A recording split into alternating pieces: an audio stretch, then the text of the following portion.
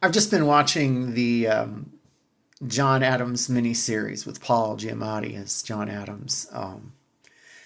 I think it's been really inspiring to watch and to understand how haphazard and unformed the future of our nation was at one time, and to realize that a lot of it just boiled down to people having the right idea and being in the right place. And I know none of these things can be 100% accurate, and there's a lot of stuff that simply has to be made up because nobody was really there, or has to be, kind of schmoozed into place to make it work as a drama. But it's occurred to me that this country could really use something. And I often think of things like elections as an escape valve. We put a system in place and we get leadership and we get patterns and we get processes. And the idea of elections is an escape valve. It gives people something they can put their anger towards constructively, rather than violently overthrowing their government, which is always a possibility if the government doesn't do what it is supposed to do and doesn't take care of its citizens. And right now, our government is not taking care of her citizens. It is taking care of the needs of a handful of people, which is why we're calling it an oligarchy, because it's only worried about that handful of people's needs, and the rest of us can just go hang. And they put plenty of mechanisms in place, and I've been eagerly and repeatedly reading the Constitution, looking at how that was done, and I really want to dig my fingers into some history books. And I ordered a copy of the Federalist Papers because I want to know, okay, what was going on behind the scenes here? And it has occurred to me with all of this, and this thought has been bubbling in my brain, that we need to demand some kind of extra relief valve for bad decision making. We need something that gives we the people the power to band together, and in a more effective way than just standing in the streets shouting, give our government a nationwide vote of no confidence. Look, we screwed up. We were misled. We made a bad decision. We cannot keep doing this. And I'm sorry to say this summer is going to give us a real preview of what happens when we don't have that, because I think that the incredibly bad decision making that the entire system seems determined to force on us is going to take what was a thriving, growing, and improving economy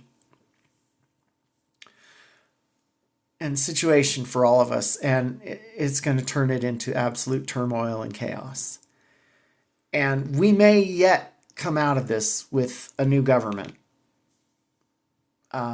Someone on another video said, look at what happened in Egypt a few years ago. And so I did. I looked it up, and it's like, oh, yeah, they protested until that guy resigned. And we may end up doing that. That may be the way we get out of this. But it would probably be smart for us to add an amendment, to demand an amendment, to demand what I would characterize as a relief valve for when the system has been simply led wrong. Now, I've got a whole other thing I just recorded about why oligarchy is a bad idea and why we should not be allowing rich people to always, control everything. And one way to get us out of that would be this relief valve where we, the people, can simply, in some so that cranks can't just take over and constantly, be recalling our government. So enough people have to really be angry about it. And I think the 3.5% rule would be a good idea. You'd have to be able to get 3.5% of people to sign on to it and say, yeah, we're not doing this anymore. And in an official manner, in a violence-free manner, in a controlled fashion, oust the current government when it's very clear that they have lost the plot. And it's very clear that this government has lost the plot. And they do not know what the hell their job is. And they don't have the faintest clue, not any of them, how much trouble they're about to cause. And it's not necessarily a good thing that they're screwing it up so badly that it's very likely that we will have an opportunity for something like this. And I have been saying, there should have been 1,000 different barriers that stopped such unqualified, inapt, unsuited people from having power. We should not allow someone who has a severe alcohol problem to run our military.